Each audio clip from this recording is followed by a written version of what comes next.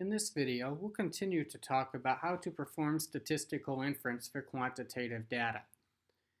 We continue to refer to the example of 53 Florida lakes discussed in the first video.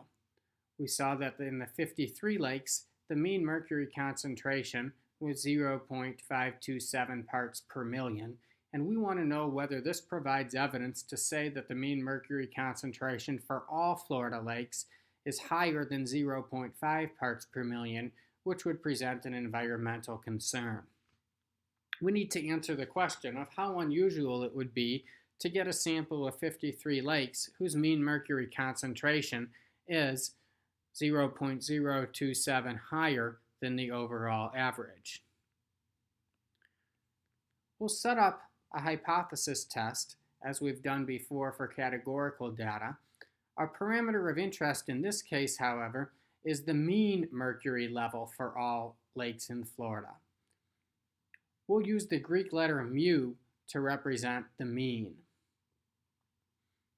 Our null hypothesis is that the mean mercury level for all Florida lakes is 0.5 parts per million, while the alternative hypothesis is that that mean mercury level for all Florida lakes is higher than 0.5 parts per million.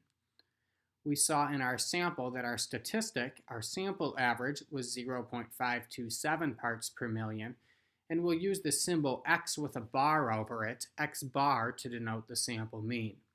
Note that x bar and mu for quantitative data are similar to p hat and p, the statistic and parameter that we worked with when we were looking at proportions for categorical data.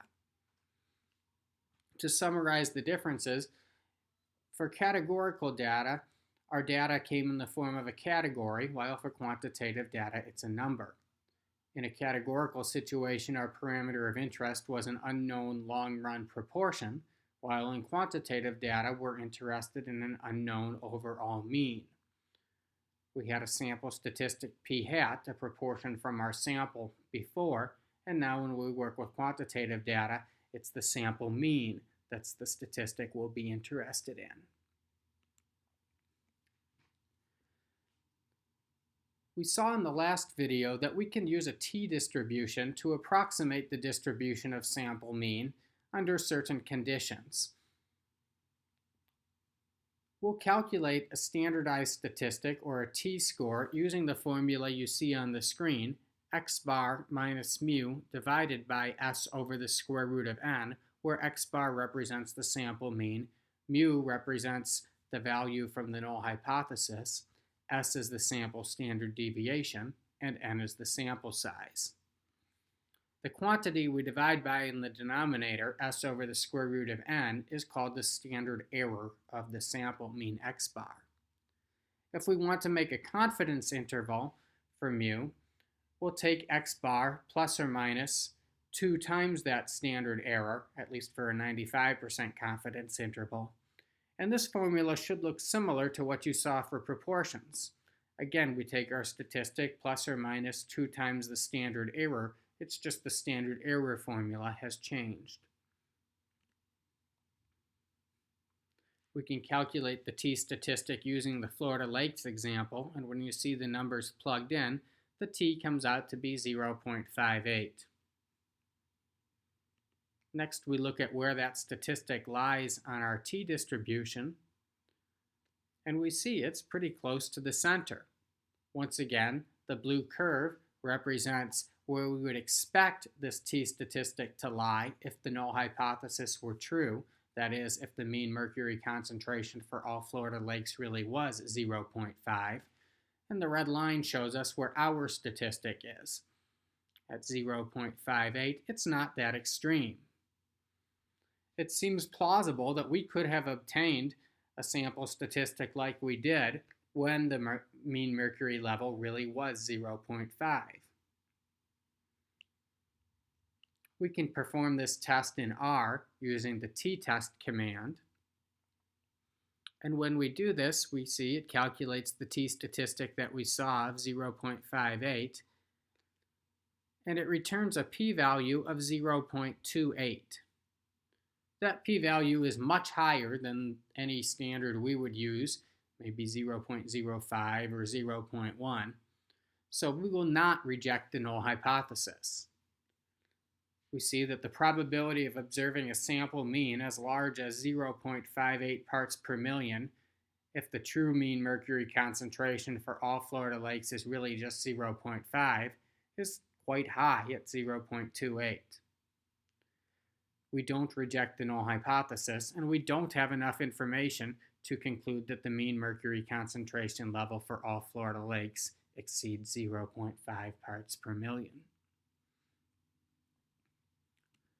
If we want to get a confidence interval for the mean mercury concentration for all Florida lakes, we need to do a two-sided command. So I entered the t-test command again, but I told it this time alternative equals two-sided. And now the confidence interval that I see in the output will be meaningful, and it goes from 0.43 to 0.62. This tells us that we are 95% confident that the mean mercury concentration in all Florida lakes is somewhere between 0.43 and 0.62 parts per million. Notice that 0.5 is in the interval, meaning that 0.5 is a plausible value, so it makes sense that we didn't reject the null hypothesis of the mean mercury concentration being 0.5. We've seen an example of how to do a confidence interval and a hypothesis test for one sample mean. But what if we want to compare two samples? For instance, maybe we want to know, is the average mercury level different for lakes in northern Florida than in southern Florida? This image from Google Maps shows State Highway 50 that runs straight across the state of Florida, passing through the city of Orlando. And let's use that as a barrier to distinguish between northern Florida and southern Florida.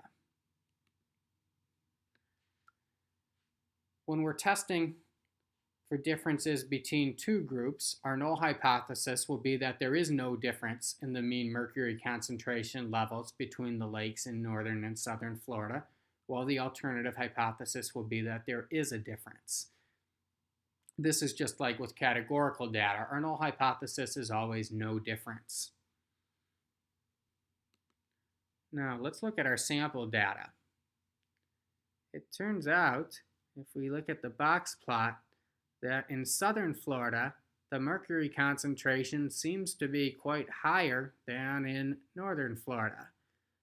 The median mercury concentration in southern Florida is above 0.5, while it's quite lower for northern Florida. And if we look at the sample statistics, the mean mercury concentration is about 0.42 parts per million in northern Florida and almost 0.7 in southern Florida. Just by looking at these pictures, it seems like mercury concentration might be higher in lakes in southern Florida. But this was just a random sample of lakes, 33 in the north, 20 in the south. Maybe this difference just occurred by chance. We need to investigate whether it's reasonable that we could have gotten the difference as big as we did, in this case a difference of 0.6965 minus 0.4245 or 0.2720 parts per million, when there's really no difference at all. Since our data are roughly symmetric and our sample sizes are reasonably large, 33 and 20, it's reasonable to use a t-test again. It's also important to note that our samples are independent. That is, we don't have any lakes that were measured twice or occur in each of the two samples. All the lakes in one sample are different than the lakes in the other sample. If we want to do a t-test for two samples, this screen shows the statistic that we use, the formula that we use to calculate our t-statistic. In the numerator, we take the difference between the sample means, and in the denominator, we divide it by its standard error. We can use a similar formula to get a confidence interval, again, taking the difference between the sample means plus or minus some multiplier, often 2, times that standard error. I'm not too concerned with you being able to plug into these formulas. It's more important to be able to recognize the difference between a one sample and a two sample t-test. We can use R to perform the test itself, so let's do that. And if we perform the two sample t-test, notice it calculates a t-statistic of negative 2.78. A t-statistic more extreme than plus or minus 2, we said before, was pretty strong evidence against the null hypothesis. And we see the p-value is quite small at 0.009.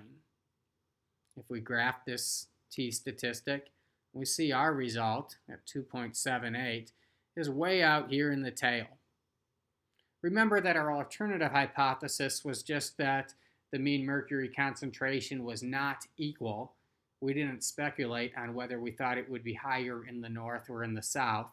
So since we used a two-sided alternative, we should do a two-sided t-test. That is, we should mark our result on both sides of the curve and look at the area more extreme on both ends. Our p-value is very small, telling us that there's very little chance we would have gotten the results we did if the mean mercury concentrations were the same in the north and the south. We have very strong evidence against the null hypothesis, and we have reason to believe that the average mercury concentration is not the same in the north and the south. In fact, we can look at our confidence interval to get a gauge on how big the difference is. Our interval goes from negative 0.47 to negative 0.07. We know that the mean concentration was lower in the north, so this tells us that we're 95% confident that the average mercury concentration in northern lakes is somewhere between about 0.47 parts per million and 0.07 parts per million less than in the southern states. Note that if there really was no difference, then that would mean that the difference is zero. And the fact that zero is not contained in this confidence interval tells us that we have strong evidence that there is a difference in mercury concentrations between the north and the south. Again, that agrees with that conclusion of our hypothesis test.